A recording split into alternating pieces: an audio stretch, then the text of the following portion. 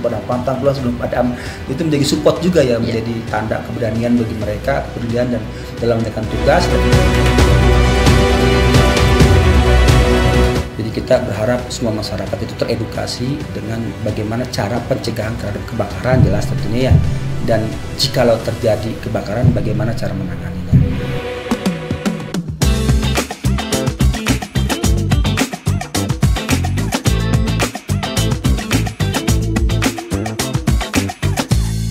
Ya baik sahabat Iba Mukti, kita kembali di program IKP Talks akan melanjutkan perbincangan kita seru banget ya dari Dinas Pemadam Kebakaran dan masih bersama Bapak Adeng Hudaya. Masih semangat ya Pak ya? Semangat, masih semangat dengan seragam yang sudah gagah banget nih Dinas Pemadam Kebakaran ya.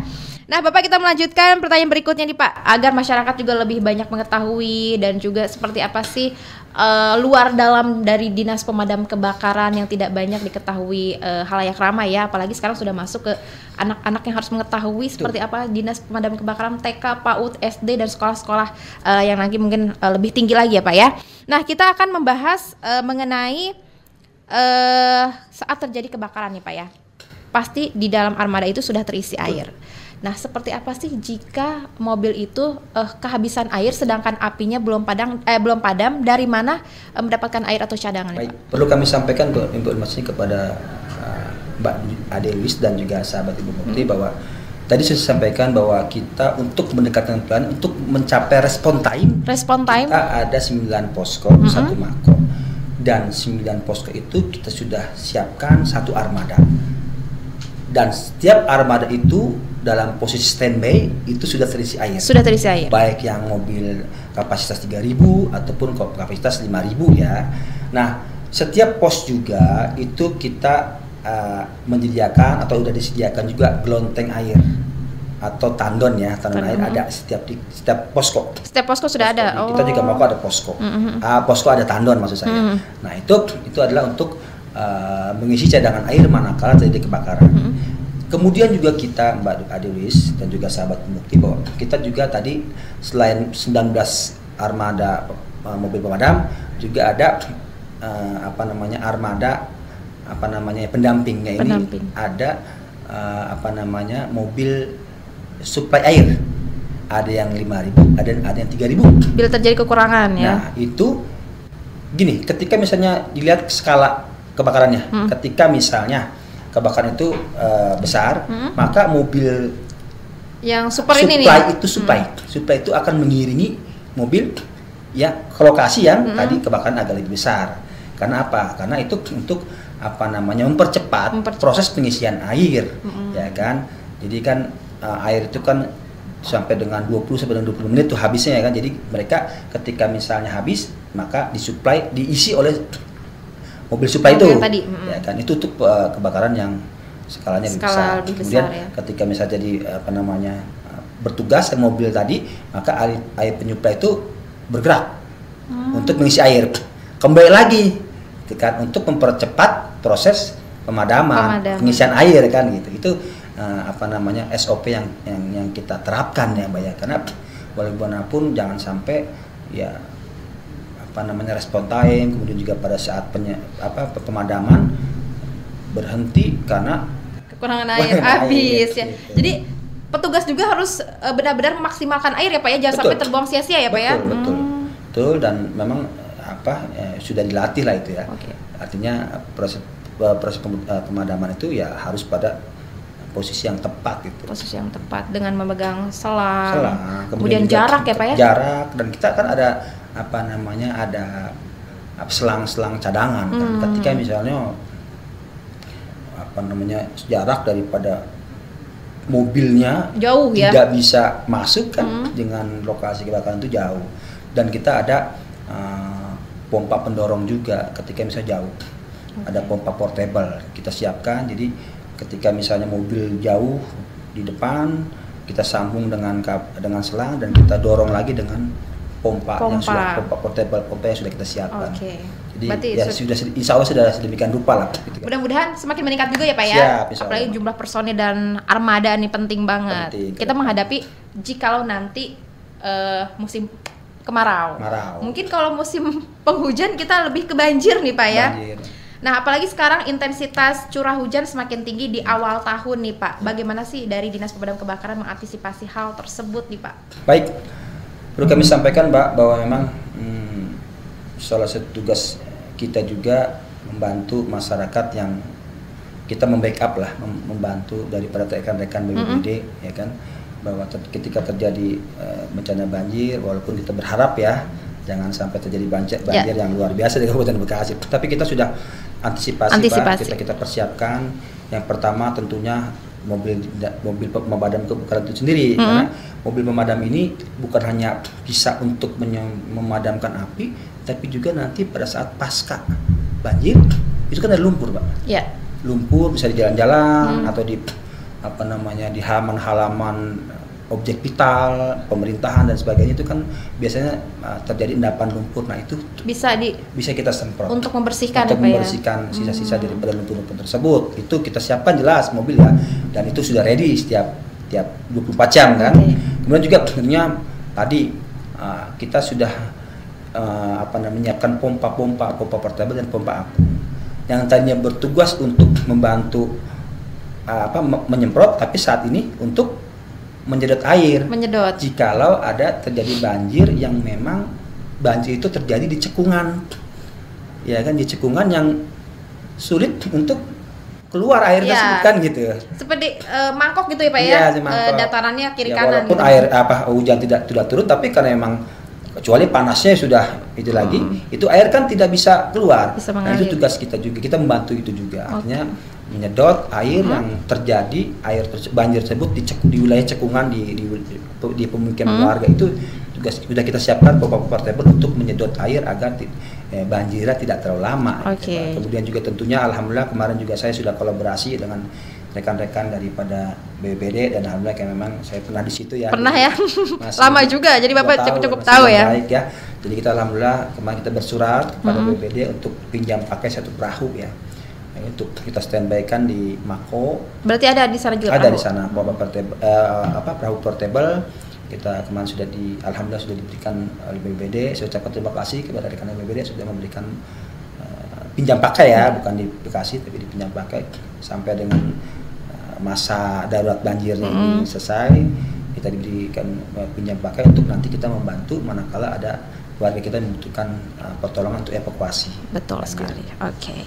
Nah, kemudian Pak, kalau tadi kita berbicara mengenai kasus penyelamatan sepanjang tahun 2023 ya Pak ya. Nah, untuk pemadam kebakaran sendiri nih, terjadi potensi kebakaran di sepanjang 2023 nih, ada berapa kasus Pak? Baik, tadi saya sampaikan bahwa penyelamatan itu ada pas 47 ya kali ya. Itu adalah seorang tawon.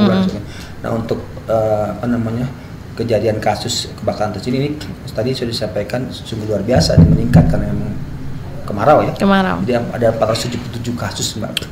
Ya, yang tadinya itu hanya antara ya di tahun sebelumnya, sebelum tahun 2023, 2022, 2021 itu di sekitar 150 sampai dengan 200 kasus kebakaran. Tapi di tahun 2003 sungguh luar biasa, 2,5 kali lipat meningkat.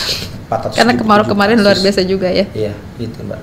Oke, kemudian di prediksi nih Pak ya, kita kan tidak tahu bahwa bencana itu tidak bisa kita prediksi. Persiapan yang harus dilakukan saat terjadi kebakaran pertama kali nih persiapan.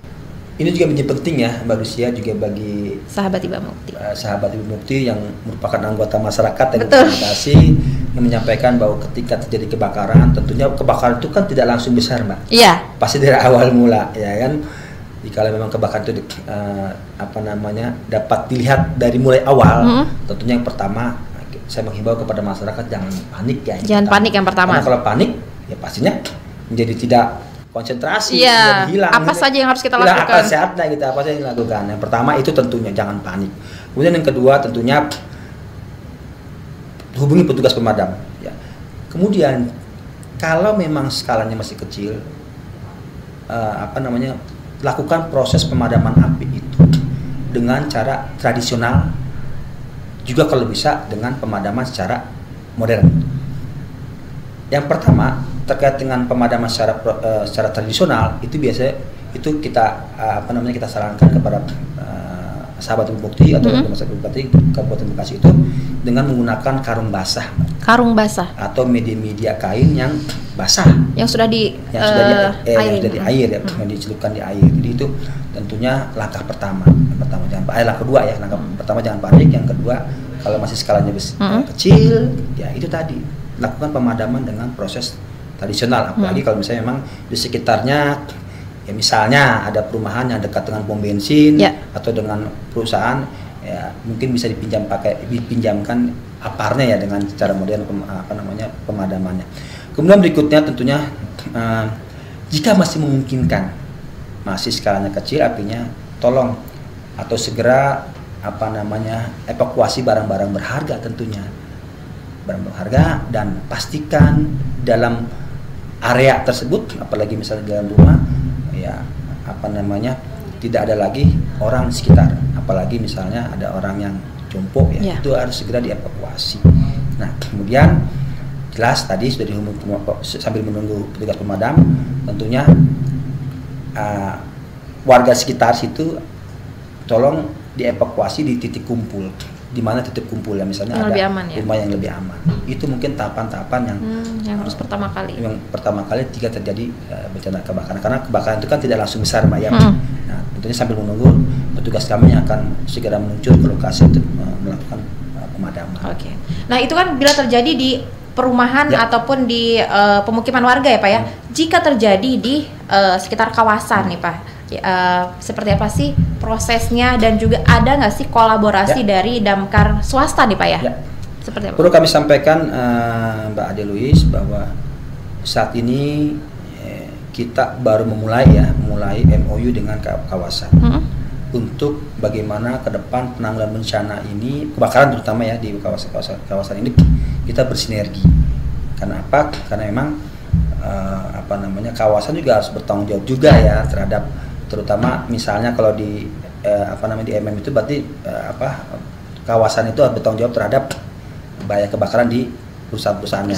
Artinya apa? Yang pertama tentunya kita menghimbau kepada kawasan yang harus mempunyai mobil pertama damkar untuk mengantisipasi awal daripada bahaya jika terjadi kebakaran sebelum kita meluncur. Kemudian yang kedua tentunya dalam MOU tersebut kita sedang menjajaki nih, kita sudah ada draftnya, masing-masing sedang membaca ya, kira-kira poin-poin apa saja yang perlu dikurangi atau perlu ditambah. Kita sedang proses, mungkin insya Allah dalam sebulan ini kita akan jajaki atau kita bahas di dinas terkait ya, bagian kerjasama. Baru pertama ternyata dua kawasan, Mbak. Dua kawasan. Jadi itu pertama MOU, dan kemudian berikutnya tentunya saya berharap juga kepada selain kawasan, selain mobil pemadam juga disediakan hidan-hidan. Nah, itu penting. Penting karena apa? Karena ketika kita pun menangani kebakaran di kawasan kan sulit jangkauan air. Nah, kita berharap, tapi kita apresiasi ya, kawasan besar tuh sudah ada banyak hidan, sudah banyak ya. Jadi kita tuh tidak sulit untuk mendapatkan air pada saat melakukan proses pemadaman ya. Kemudian tentunya sebagai antisipasi kolaborasi kami damkar dengan kawasan-kawasan perusahaan di Kabupaten Bekasi, tentunya kita mengadakan latihan gabungan, Mbak. Latihan gabungan seperti apa, Pak? Dari petugas pemadaman kita dengan petugas mereka. Dan banyak sekali, tidak sedikit juga ya, banyak ya perusahaan-perusahaan yang mengirim surat kepada kami damkar untuk dapat diadakan pelatihan kepada kru-krunya. Itu juga menjadi. Berarti mereka juga sangat membutuhkan. Mereka juga takut ya akan potensi kebakaran terjadi di perusahaan yang mereka tidak tahu skill dan keahlian itu seperti apa gitu. Tadi selain kawasannya terutama kalau perusahaan sendiri kadang nggak ada yang punya mobil, tapi di kawasannya itu ya harus ada, hidannya juga ada. Nah, di masing-masing perusahaan itu sumber daya manusianya ditingkatkan dengan melakukan upaya untuk mengirim surat kepada kami, memberikan pelatihan, dan kadang kami latihan gabungan terkait dengan bagaimana proses pemadaman yang sesuai SOP yang baik dan benar ya. Kemudian tentunya tadi sudah disampaikan juga di awal bahwa mulai kemarin kita ada lomba skill competition untuk seluruh petugas pemadam baik itu instansi pemerintah maupun instansi swasta. Dan kemarin alhamdulillah sebelum saya datang ya, sebelum saya menjabat sebagai Kadis Damkar ini di di awal tahun ada skill competition oleh Kepala Dinas sebelumnya dibuka oleh Pak Bupati, dan ini juga diapresiasi lah oleh rekan-rekan daripada perusahaan swasta ya. Perusahaan swasta, petugas pemadamannya terutama terkait dengan lomba ini ya, karena mereka jadi berlomba-lomba untuk bagaimana peduli terhadap bahaya kebakaran, karena ya mereka juga sangat itu Mbak, sangat khawatir gitu, apalagi dengan luas, sangat khawatir ya. Antisipasi dengan cara tadi banyak hal-hal yang mereka harus penuhi, mobil damkar di kawasan, hidang, terus juga skill daripada pemahaman juga ya, skill daripada karyawan mereka khususnya yang ditugaskan untuk proses pemadaman api ya. Berarti itu sudah sesuai dengan SOP ya Pak ya? Iya. Untuk dari tingkat swasta, kemudian pemerintah juga dalam tingkat pemadam kebakaran. Lakukan pelatihan sesuai dengan SOP Mbak. Okay. Ya, agar juga para petugas pemadam ini ya jauhkan dari bahaya ya. Ketika mereka melakukan tugas kan bahaya bagi mereka juga kan dekat sekali. Bertaruh gitu, nyawa. Bertaruh nyawa karena kita sedikit aja kesalahan itu fatal ya Pak ya. Karena kan kita bukan api ini kan gitu. Bermainnya api ini ya. Apalagi dalam skala yang besar kayak di kawasan dan lain sebagainya. Nah Pak, ada nggak sih Pak kendala-kendala yang sering terjadi atau sering kita hadapi untuk personil sendiri dalam proses pemadam kebakaran Pak? Ya itu perlu kami sampaikan, khususnya di perumahan ya. Perumahan yang padat penduduk. Kabupaten Bekasi kan sungguh luar biasa jumlah penduduknya, ya kan. Berdasarkan data yang tidak terdata juga di desa lebih banyak pastinya kan, hampir 3,7 juta. Tapi kalau sensus kalau nggak salah 3,2 juta ya. Nah ini juga menjadi tantangan bagi kita. Di antara kendala-kendalanya tadi kemacetan untuk menuju respon time. Kemudian juga kemacetan tadi ya, kemudian juga tentunya banyak mereka pada saat kita menuju itu berkerumun, apalagi misalnya terjadinya pada sore hari gitu, berkerumun sehingga menyulitkan kita untuk petugas mobil unit pemadam kebakaran itu untuk masuk ke lokasi. Kemudian juga itu mohon maaf ya, di kita kan di Kabupaten Bekasi juga banyak rumah yang menengah ke bawah, jadi akses untuk menuju itu kadang sulit, apalagi jadi kita siasati juga, kita siasati artinya apa? Kita juga kan ada mobil yang memang kapasitasnya 5.000, mobil besar kan, kemudian juga kapasitasnya 3.000, ada kapasitas yang 1.000 juga ada. Nah itu nanti kita lihat ini terjadi kebakaran ini di wilayah penduduk yang kira-kira memerlukan mobil yang mana. Gitu. Jadi kita juga kita siasati juga. Jadi itu mungkin kendala-kendala kita ya tadi. Karena jumlah penduduk, karena juga di perumahan yang akses itu masuknya yang sulit juga ya, karena banyak juga warga-warga yang sore itu kan mereka sudah ada di rumah gitu ya Pak. Betul, itu. Oke, kemudian Pak, kita sering menghadapi masyarakat yang sedikit ngeyel nih Pak ya. Kalau misalkan dalam menghadapi kebakaran nih, sebelum pemadam kebakaran pernah terjadi gesekan nggak sih Pak? Apa yang harus pendekatan yang dilakukan oleh personil agar tidak ikut memadamkan? Jadi biar petugas pemadam kebakaran aja yang bekerja gitu. Kalau saya belum mengalami ya, tapi saya mendapatkan laporan ya kan, masukan daripada rekan-rekan bahwa kadang mereka di lapangan tuh terjadi hal seperti itu. Ya itu tadi ada masyarakat yang mohon maaf karena ketidaktahuannya, karena merasa bisa gitu kan, mereka kadang merebut selang daripada rekan-rekan. Ada yang seperti itu Pak? Ada gitu kan. Nah itu juga kita kadang ya bersetegang juga gitu, jangan sampai terjadi terjadi bahaya bagi mereka. Bahaya sudahlah misalnya kapasitas mereka untuk memadamkan api tidak ada, sehingga air yang tidak sesuai sasaran, sehingga kebakarannya jadi lama untuk meluas gitu kan. Terus juga bahaya bagi mereka karena itu kan tekanan air besar. Ya kan, ketika misalnya mereka kurang siap, itu mereka akan terbawa, akan terpelanting maka itu akan membahayakan bagi mereka. Karena mereka tidak punya skill seperti gitu. petugas. Dan tidak siap. Ketika misalnya mereka megang selang, kita buka dengan tekanan yang besar, mereka bisa aja kan terbawa, terpelanting, jatuh, itu kan malah menambah masalah ya Pak ya.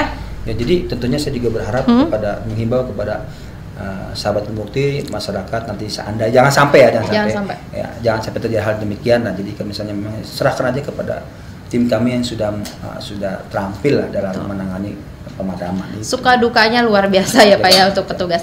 Nah, kita ada slogan nih dari Dinas Pemadam Kebakaran. Pasti kita sudah semuanya tahu ya.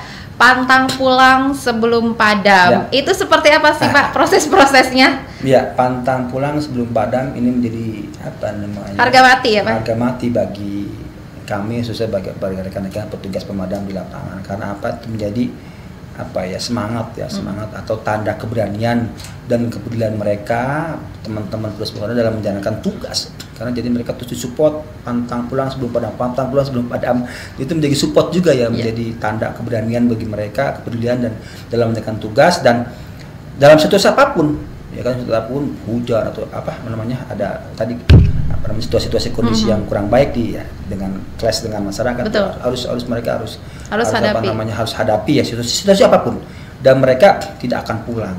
Harus tuntas ya Pak ya. Meninggalkan lokasi kebakaran sebelum api benar-benar padam. Dan jangankan api belum padam, jangan pula meninggalkan bara dan asap.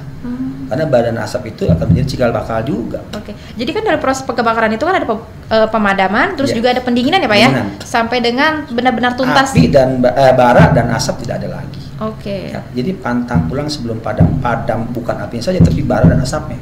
Berarti benar-benar sudah tidak ada lagi. Tidak ada potensi lagi untuk kebakaran itu terjadi. Gitu. Oke, luar biasa ya. Nah, sekarang untuk para anggota, Bapak kan sebagai Kepala Dinas Pemadam Kebakaran, support system apa sih yang harus Bapak sampaikan kepada rekan-rekan, semangat, kemudian ini kan tugas yang mulia agar mereka menambah tanggung jawabnya juga, Pak, seperti apa?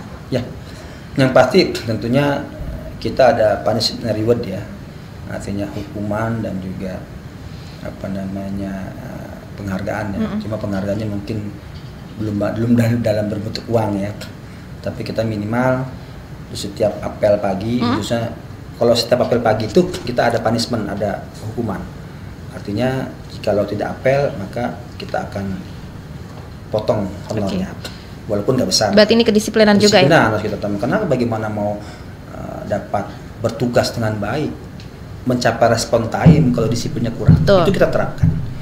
Dan rewardnya setiap bulan itu pada saat bagi apa namanya rekan-rekan yang mempunyai kinerja baik, kita akan berikan dalam bentuk piagam. Gitu. Tapi mereka sudah sangat senang ya Pak ya? Sudah sangat senang karena memang mereka dihargai. Betul sekali, karena itu yang paling penting, menghargai ya Pak ya. Nah, karena waktu kita juga sudah semakin mepet ya Pak ya. Mungkin apa yang ingin Bapak sampaikan, statement apa yang Bapak sampaikan kepada masyarakat, kemudian pada pemerintah mungkin nanti penambahan jumlah armada, personil, sarana dan prasarana ke masyarakat, edukasi, kemudian ke para petugas-petugas di luar sana yang mengemban tugas yang tidak mudah. Pokoknya apa yang Bapak sampaikan? Yang pasti tentunya terkait dengan armada kita sementara jumlah 19 ini kan tadi saya sampaikan dalam SOP di Permendagri itu kan setiap mobil itu kan 6, berarti kalau 3 shift berarti 18 kali 19 itu 32 personil, dan kita saat ini punya 158 atau 160 lah, masih kurang. Nah, berharap kita juga kepada pemerintah daerah ya, hal ini menjadi suatu perhatian. Walaupun sebetulnya kita untuk tahun ini ada edaran ya Mbak ya dari pimpinan bahwa tidak boleh merekrut non ASN ya.